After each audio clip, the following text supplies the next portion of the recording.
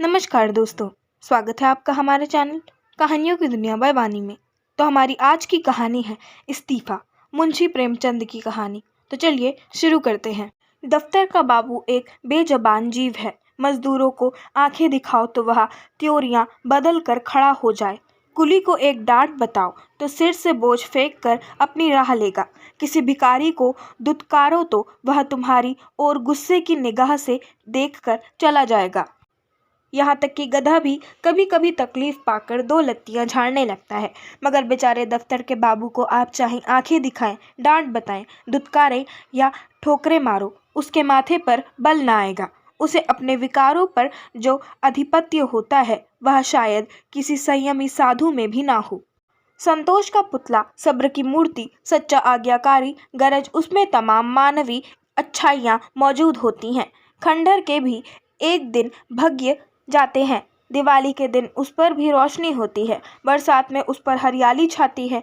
प्रकृति की दिलचस्पियों में उसका भी हिस्सा है। मगर इस गरीब बाबू के नसीब कभी नहीं जागते। इसकी अंधेरी तकदीर में रोशनी का जलावा कभी नहीं दिखाई देता। इसके पीले चेहरे पर कभी मुस्कुराहट की रोशनी नजर नहीं आती। इसके लिए सूखा सावन है, कभी हरा भादो नहीं। लाला फतेहचंद ऐसे ही एक बेजबान जीव थे। कहते हैं मनुष्य पर उसके नाम का भी असर पड़ता है। फतेहचंद की दशा में यह बात यथार्थ सिद्ध ना हो सकी। यदि उन्हें हारचंद कहा जाए तो कदाचित यह अयुक्ति ना होगी। दफ्तर में हार, जिंदगी में हार, मित्रों में हार, जीतन में उनके लिए चारों ओर निराशाएं ही थी। लड़का एक भी नहीं, लड़कियां थीं। भाई एक भी नहीं, भौजाइयां दो। गांठ में कौड़ी नहीं, मगर दिल में आया और मुरव्वत। सच्चा मित्र एक भी नहीं, जिससे मित्रता हुई उसने धोखा दिया। इस पर तंदुरुस्ती भी अच्छी नहीं। 32 साल की अवस्था में बाल खिचड़ी हो गए थे। आंखों में ज्योति नहीं, हाजमा चौपट, चेहरा पीला, गाल चिपके, कमर झुकी हुई, न दिल में हिम्मत न कलेजे में ताकत। 9 बजे दफ्तर जाते और 6 बजे शाम को लौट कर घर आते। फिर घर से बाहर निकलने की हिम्मत ना पड़ती। दुनिया में क्या होता है इसकी उन्हें बिल्कुल खबर ना थी। उनकी दुनिया लोक परलोक जो कुछ था दफ्तर था। नौकरी की खैर मनाते और जिंदगी के दिन पूरे करते थे। न धर्म से वास्ता था, न दीन से नाता, न कोई मनोरंजन था, न खेल। ताश खेले हुए भी शायद एक मुद्दत गुजर गई थी। जाड़ों के दिन थे। आकाश पर कुछ कुछ बादल थे। फतेहचंद 5:30 बजे दफ्तर से लौटे तो चिराग जल गए थे। दफ्तर से आकर वह किसी से कुछ ना बोलते। चुपके से चारपाई पर लेट जाते और 15-20 मिनट तक बिना हिले ढुले पड़े रहते। तब कहीं जाकर उनके मुंह से आवाज़ निकलती। आज भी प्रतिदिन की तरह वे चुपचाप पड़े थे कि एक ही मिनट में बाहर से किसी ने पुकारा। छोटी लड़की ने जाकर पूछा तो मालूम हुआ कि दफ्तर का चपरासी है। शारदा पति के मुंह हाथ धोने के लिए लोटा गिलास मांज रही थी। बोली, उससे कह दे क्या काम है, अभी तो दफ्तर से आए ही हैं और बुलावा आ गया है। चपरासी ने कहा है अभी फिर बुला लाओ, कोई बड़ा जरूरी काम है। फतेहचंद की खामोशी टूट गई। उन्होंने सिर उठाकर पूछा, क्या बात है? शारदा ने कहा, कोई नहीं, दफ्तर का चपरासी है। फतेहचंद ने सहम कर कहा, दफ्तर का चपरासी? क्या साहब ने बुलाया है? शारदा ने कहा, हाँ, कहता है साहब बुला रहे हैं। यहाँ कैसा साहब है तुम्हारा? जब देखा बुलाया करता है। सवेरे के गए गए अभी मकान लौटे हो, फिर भी बुलावा आ गया। फतेहचंद ने संभल कर कहा, जरा सुन लूं किस लिए बुलाया है। मैंने सब काम खत्म कर दिया था, अभी आता हूँ। शारदा ने कहा, जरा जलपान तो करते जाओ। चपरासी से बातें करने लगोगे तो तुम्हें अंदर आने की याद भी ना रहेगी।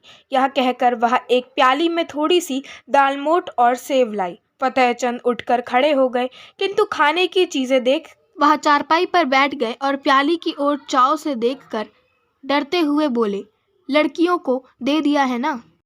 शारदा ने आंखें चढ़ाकर कहा, हाँ हाँ दे दिया है, तुम तो खाओ। इतने में छोटी में चपरासी ने फिर पुकारा, बाबूजी हमें बड़ी देर हो रही है। शारदा ने कहा, कह क्यों नहीं देते कि इस वक्त ना आएंगे। फतेहचंद ने जल्दी जल्दी दालमोट की 2-3 फंकियां लगाईं, एक गिलास पानी पिया और बाहर की तरफ दौड़े। शारदा पान बनाती ही रह गई। चपरासी ने कहा, बाबूजी आपने बड़ी देर कर दी, अब जरा लपके चलिए, नहीं तो जाते ही डांट बताएगा। फतेहचंद ने 2 कदम दौड़कर कहा, चलेंगे तो भाई आदमी की ही तरह, चाहे डांट लगाए या दांत दिखाए, हमसे दौड़ा नहीं जाता। बगले ही पर है ना, चपरासी ने कहा। भला वह दफ्तर क्यों आने लगा, बादशाह है कि दिल लगी। चपरासी तेज चलने का आदी था। बेचारे बाबू फतेहचंद धीरे धीरे जाते थे। थोड़ी ही दूर चलकर हाँफ उठे, मगर मर्द तो थे ही, यह कैसे कहते कि भाई जरा और धीरे चलो। हिम्मत करके कदम उठाते जाते थे, यहाँ तक कि जांघों में दर्द होने लगा और आधा रास्ता खत्म होते होते पैरों ने उठने से इनकार कर दिया।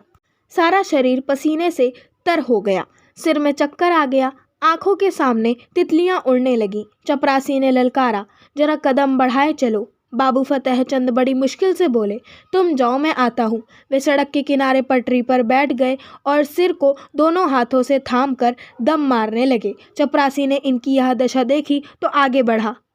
फतेहचंद डरे कि यह शैतान जाकर ना जाने साहब से क्या कह दे तो गजब ही हो जाएगा। जमीन पर हाथ टेक कर उठे और फिर चले, मगर कमजोरी से शरीर हाँफ रहा था। इस समय कोई बच्चा भी उन्हें ज़मीन पर गिरा सकता था। बेचारे किसी तरह गिरते पड़ते साहब बंगले पर पहुँचे। साहब बंगले पर टहल रहे थे, बार बार फाटक की तरफ देखते थे और किसी को आते ना देखकर मन में झल्लाते थे। चपरासी को देखते ही आंखें निकाल कर बोला, इतनी देर कहाँ था? चपरासी ने बरामदे की सीढ़ी पर खड़े खड़े कहा, हुजूर जब वह आए तब तो मैं दौड़ा चला आ रहा हूँ। साहब ने पैर पटक कर कहा, बाबू क्या बोला? चपरासी ने कहा, आ रहे हैं हुजूर, घंटा भर में तो घर में से निकले।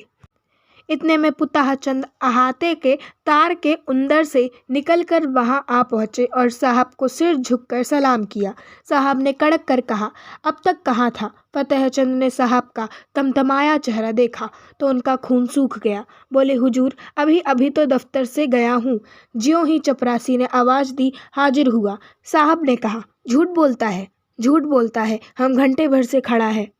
फतेहचंद ने कहा, हुजूर मैं झूठ नहीं बोलता, आने में जितनी देर हो गई होश, मगर घर से चलने में मुझे बिल्कुल देर नहीं हुई।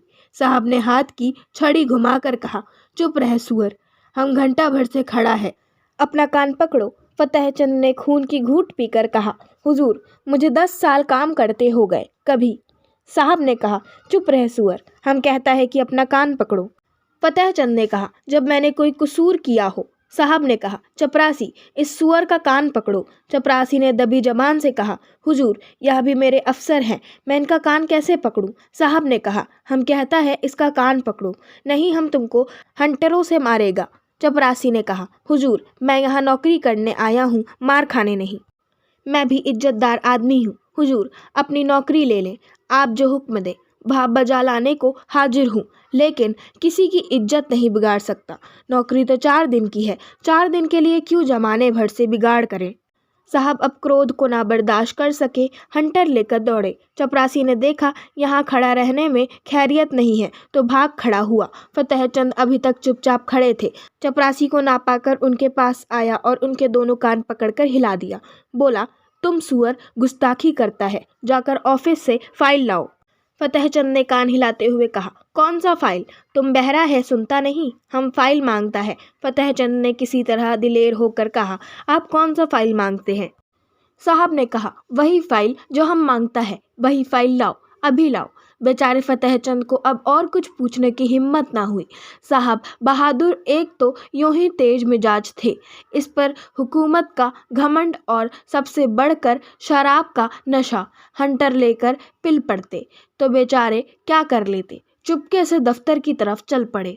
साहब ने कहा, दौड़ कर जाओ। दौड़ो। फतेहचंद ने कहा, हुजूर मुझसे दौड़ा नहीं जाता। साहब ने कहा, ओ तुम बहुत सुस्त हो गया है, हम तुमको दौड़ना सिखाएगा, दौड़ो। पीछे से धक्का देकर, तुम अब भी नहीं दौड़ेगा। यह कहकर साहब हंटर लेने चले। फतेहचंद दफ्तर के बाबू होने पर भी मनुष्य ही थे। यदि वह बलवान होते तो उस बदमाश का खून पी जाते, अगर उनके पास कोई हथियार होता तो उस पर जरूर चला देते, लेकिन उस हालत में तो मार खाना ही उनकी तकदीर में लिखा था। वे बेतहाश भागे और फाटक से बाहर निकलकर सड़क पर आ गए। फतेहचंद दफ्तर ना गए, जाकर करते ही क्या, साहब ने फाइल का नाम तक ना बताया, शायद नशा में भूल गया। धीरे धीरे घर की ओर चले, मगर इस बेइज्जती ने पैरों में बेड़ियां सी डाल दी थी। माना कि वह शारीरिक बल में साहब से कम थे। उनके हाथ में कोई चीज़ भी नहीं थी, लेकिन क्या वह उसकी बातों का जवाब न दे सकते थे? उनके पैरों में जूते तो थे, क्या वह जूते से काम न ले सकते थे? फिर क्यों उन्होंने इतनी जिल्लत बर्दाश्त की? मगर इलाज ही क्या था? यदि वह क्रोध में उन्हें गोली मार देता तो उसका क्या बिगड़ता? शायद 1-2 महीने की सादी कैद हो जाती, संभव है 200-400 रुपये जुर्माना हो जाता, मगर इनका परिवार तो मिट्टी में मिल जाता। संसार में कौन था जो इनके स्त्री और बच्चों की खबर लेता? वह किसके दरवाजे हाथ फैलाते? यदि उसके पास इतने रुपए होते जिसे उनके कुटुंब का पालन हो जाता, तो वह आज इतनी जिल्लत ना सहते। या तो मर ही जाते या उस शैतान को कुछ सबक ही दे देते। अपनी जान का उन्हें डर ना था। जिंदगी में ऐसा कौन सुख था जिसके लिए वह इस तरह डरते? ख्याल था सिर्फ परिवार के बर्बाद हो जाने का।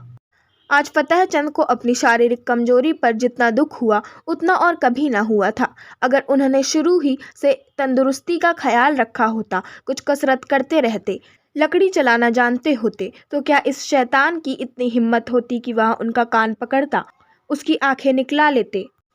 कम से कम दन्हे घर से एक छुरी लेकर चलना था, और न होता तो 2-4 हाथ जमाते ही पीछे देखा जाता। जेल जाना ही तो होता, या और कुछ। वे ज्यों ज्यों आगे बढ़ते थे त्यों त्यों उनकी तबीयत अपनी कायरता और बोधेपन पर और भी झल्लाती थी। अगर वह उचक कर उसके 2-4 थप्पड़ लगा देते तो क्या होता? यही ना कि साहब के खानसामे बैरे सब उन पर पिल पड़ते और मारते मारते बेदम कर देते। बात बच्चों के सिर पर जो कुछ पड़ती पड़ती। साहब को इतना तो मालूम हो जाता कि गरीब को बेगुनाह जलील करना आसान नहीं। आखिर आज मैं मर जाऊं तो क्या हो? तब कौन मेरे बच्चों का पालन करेगा? तब उनके सिर जो कुछ पड़ेगी वह आज ही पड़ जाती तो क्या हर्ज था? इस अंतिम विचार ने फतेह चंद के हृदय में इतना जोश भर दिया कि वह लौट पड़े और साहब से जिल्लत का बदला लेने के लिए 2-4 कदम चले। मगर फिर ख्याल आया, आखिर जो कुछ जिल्लत होनी थी वह तो हो ही ली। कौन जाने बंगले पर हो या क्लब चला गया हो। उसी समय उन्हें शारदा की बेकसी और बच्चों का बिना बाप के जाने का ख्याल भी आ गया। फिर लौटे और घर चले। घर में जाते ही शारदा ने पूछा, किस लिए बुलाया था? बड़ी देर हो गई। फतेह चंद ने चारपाई पर लेटते हुए कहा, नशे की सनक थी और क्या। शैतान ने मुझे गालियां दी, जलील किया, बस यही रट लगाए हुआ था कि देर क्यों की। निर्दयी ने चपरासी से मेरा कान पकड़ने को कहा। शारदा ने गुस्से में आकर कहा, तुमने एक जूता उतार कर दिया नहीं सुअर को? फतेह चंद ने कहा, चपरासी बहुत शरीफ है, उसने साफ कह दिया, हुजूर मुझसे यह काम न होगा। मैंने भले आदमियों की इज्जत उतारने के लिए नौकरी नहीं की थी। वह उसी वक्त सलाम करके चला गया। शारदा ने कहा, यही बहादुरी है, तुमने उस साहब को क्यों नहीं फटकारा? फतेह चंद ने कहा, फटकारा क्यों नहीं, मैंने भी खूब सुनाई। वह छड़ी लेकर दौड़ा, मैंने भी जूता संभाला। उसने मुझे छड़ियां जमाई, मैंने भी कई जूते लगाए। शारदा ने खुश होकर कहा, सच? इतना सा मुंह हो गया उसका? फतेह चंद ने कहा, चेहरे पर झाड़ू सी फिरी हुई थी। शारदा ने कहा, बड़ा अच्छा किया तुमने, और मारना चाहिए था। मैं होती तो बिना जान लिए ना छोड़ती। फतेह चंद ने कहा, मार तो आया हूँ, लेकिन अब खैरियत नहीं है। देखो क्या नतीजा होता है। नौकरी तो जाएगी ही, शायद सजा भी काटनी पड़े। शारदा ने कहा, सजा क्यों काटनी पड़ेगी? क्या कोई इंसाफ करने वाला नहीं है? उसने गालियां क्यों दी, छड़ी क्यों जमाई? फतेह चंद ने कहा, उसके सामने मेरी कौन सुनेगा? अदालत भी उसी की तरफ हो जाएगी। शारदा ने कहा, हो जाएगी, हो जाए, मगर देख लेना अब किसी साहब की यह हिम्मत ना होगी कि किसी बाबू को गालियां दे बैठे। तुम्हें चाहिए था कि ज्यों ही उसके मुंह से गालियां निकली लपक कर एक जूता रसीद कर देते। फतेह चंद ने कहा, तो फिर इस वक्त जिंदा लौट भी ना सकता, जरूर मुझे गोली मार देता। शारदा ने कहा, देखी जाती। फतेह चंद ने मुस्कुरा कर कहा, फिर तुम लोग कहाँ जाती? शारदा ने कहा, जहाँ ईश्वर की मर्जी होती। आदमी के लिए सबसे बड़ी चीज इज्जत है। इज्जत गंवा कर बाल बच्चों की परवरिश नहीं की जाती। तुम उस शैतान को मार कर आए होते तो मैं गुरूर से फूली नहीं समाती। मार खाकर उठते तो शायद मैं तुम्हारी सूरत से भी घृणा करती। यूँ जबान से चाहे कुछ ना कहती, मगर दिल से तुम्हारी इज्जत जाती रहती। अब जो कुछ सिर पर आएगी खुशी से झेल लूंगी। कहाँ जाते हो? सुनो सुनो, कहाँ जाते हो? फतेह चंद दीवाने होकर जोश में घर से निकल पड़े। शारदा पुकारती रही। वह फिर साहब के बंगले की तरफ जा रहे थे, डर से सहमे हुए नहीं, बल्कि गुरूर से गर्दन उठाए हुए। पक्का इरादा उनके चेहरे से झलक रहा था। उनके पैरों में वह कमजोरी, आंखों में वह बेकसी न थी। उनकी काया पलट सी हो गई थी। वह कमजोर बदन, पीला मुखड़ा, दुर्बल बदन वाला दफ्तर के बाबू की जगह अब मर्दाना चेहरा, हिम्मत भरा हुआ, मजबूत गठा और जवान था। उन्होंने पहले एक दोस्त के घर जाकर उसका डंडा लिया और अकड़ते हुए साहब के बंगले पर जा पहुंचा। इस वक्त 9 बजे थे। साहब खाने की मेज पर थे, मगर फतेहचंद ने आज उनके मेज पर से उठने का इंतजार न किया। खानसामा कमरे से बाहर निकला और वह चिक उठाकर अंदर गए। कमरा प्रकाश से जगमगा रहा था। जमीन पर ऐसी कालीन बिछी हुई थी जैसी फतेहचंद की शादी में भी नहीं बिछी होगी। साहब बहादुर ने उनकी तरफ क्रोधित दृष्टि से देखा और कहा, तुम क्यों आया? बाहर जाओ, क्यों अंदर चला आया? फतेहचंद ने खड़े खड़े डंडा संभाल कर कहा, तुमने मुझसे अभी फाइल मांगा था, वही फाइल लेकर आया हूँ। खाना खा लो तो दिखाऊं। तब तक मैं बैठा हूँ, इत्मीनान से खाओ, शायद वह तुम्हारा आखिरी खाना होगा, इसी कारण खूब पेट भरकर खा लो। साहब सन्नाटे में आ गए। फतेहचंद की तरफ डर और क्रोध की दृष्टि से देखकर कांप उठे। फतेहचंद के चेहरे पर पक्का इरादा झलक रहा था। साहब समझ गए, यह मनुष्य इस समय मरने मारने के लिए तैयार होकर आया है। ताकत में फतेहचंद उनसे पासंग भी नहीं था, लेकिन यह निश्चय था कि वह ईंट का जवाब पत्थर से नहीं बल्कि लोहे से देने को तैयार है। यदि वह फतेहचंद को बुरा भला कहते हैं तो क्या आश्चर्य है कि वह डंडा लेकर पिल पड़े। हाथापाई करने में यद्यपि उन्हें जीतने में जरा भी संदेह नहीं था, लेकिन बैठे बैठाए डंडे खाने भी तो कोई बुद्धिमानी नहीं है। कुत्ते को आप डंडे से मारिए, ठुकराइए, जो चाहे कीजिए, मगर उसी समय तक जब तक वह गुर्राता नहीं। एक बार गुर्रा कर दौड़ पड़ा तो फिर देखे आप हिम्मत कहाँ जाती है। यही हाल उस वक्त साहब बहादुर का था। जब तक यकीन था कि फतेहचंद घुड़की, गाली, हंटर, ठाकर सब कुछ खामोशी से सह लेगा, तब तक आप शेर थे। अब वह त्योरियां बदले, डंडा संभाले, बिल्ली की तरह घात लगाए खड़ा है। जबान से कोई कड़ा शब्द निकला और उसने डंडा चलाया। वह अधिक से अधिक उसे बर्खास्त कर सकते हैं। अगर मारते हैं तो मार खाने का भी डर है। उस पर फौजदारी में मुकदमा दायर हो जाने का संदेशा माना कि वह अपने प्रभाव और ताकत को जेल में डलवा देंगे, परंतु परेशानी और बदनामी से किसी तरह न बच सकते थे। एक बुद्धिमान और दूरंदेश आदमी की तरह उन्होंने यह कहा, ओहो, हम समझ गया, आप हमसे नाराज हैं। हमने क्या आपको कुछ कहा है? आप क्यों हमसे नाराज हैं? फतेहचंद ने तन करी कहा, तुमने अभी आधे घंटा पहले मेरे कान पकड़े थे और मुझसे सैकड़ों उल-जुलूल बातें कही थी। क्या इतनी जल्दी भूल गए? साहब ने कहा, मैंने आपका कान पकड़ा? आहा हा हा, क्या मजाक है? क्या मैं पागल हूँ या दीवाना? फतेहचंद ने कहा, तो क्या मैं झूठ बोल रहा हूँ? चपरासी गवाह है, आपके नौकर चाकर भी देख रहे थे। साहब ने कहा, कब की बात है? फतेहचंद ने कहा, अभी अभी, कोई आधा घंटा हुआ। आपने मुझे बुलवाया था और बिना कारण मेरे कान पकड़े और धक्के दिए थे। साहब ने कहा, ओ बाबूजी, उस वक्त हम नशा में थे, बेहरा ने हमको बहुत दे दिया था। हमको कुछ खबर नहीं, क्या हुआ माय गॉड, हमको कुछ खबर नहीं। फतेहचंद ने कहा, नशा में अगर तुमने गोली मार दी होती तो क्या मैं मर न जाता? अगर तुम्हें नशा था और नशे में सब कुछ मुआफ है तो मैं भी नशे में हूँ। सुनो मेरा फैसला, या तो अपने कान पकड़ो कि फिर कभी किसी भले आदमी के संग ऐसा बर्ताव न करोगे, या मैं आकर तुम्हारे कान पकड़ूंगा। समझ गए कि नहीं? इधर उधर हिलो नहीं। तुमने जगह छोड़ी और मैंने डंडा चलाया, फिर खोपड़ी टूट जाए तो मेरी खता नहीं। मैं जो कुछ कहता हूँ वह करते चलो। पकड़ो कान। साहब ने बनावटी हंसी हंसकर कहा, वेल बाबूजी, आप बहुत दिल लगी करता है। अगर हमने आपको बुरा बात कहता है तो हम आपसे माफ़ी मांगता है। फतेहचंद ने डंडा तौलकर कहा, नहीं, कान पकड़ो। साहब आसानी से इतनी जिल्लत न सह सके, लपक कर उठे और चाहा कि फतेहचंद के हाथ से लकड़ी छीन लें, लेकिन फतेहचंद गाफिल न थे। साहब मेज पर से उठने न पाए थे कि उन्होंने डंडे का भरपूर और तुला हुआ हाथ चलाया। साहब तो नंगे सिर थे ही, चोट सिर पर पड़ गई थी, खोपड़ी भन्ना गई। 1 मिनट तक सिर को पकड़े रहने के बाद बोले, हम तुमको बर्खास्त कर देगा। फतेहचंद ने कहा, इसकी मुझे परवाह नहीं, मगर आज मैं तुमसे बिना कान पकड़ाए नहीं जाऊंगा। कान पकड़कर वादा करो कि फिर किसी भले आदमी के साथ ऐसा बर्ताव ना करोगे, नहीं तो मेरा दूसरा हाथ पड़ना ही चाहता है।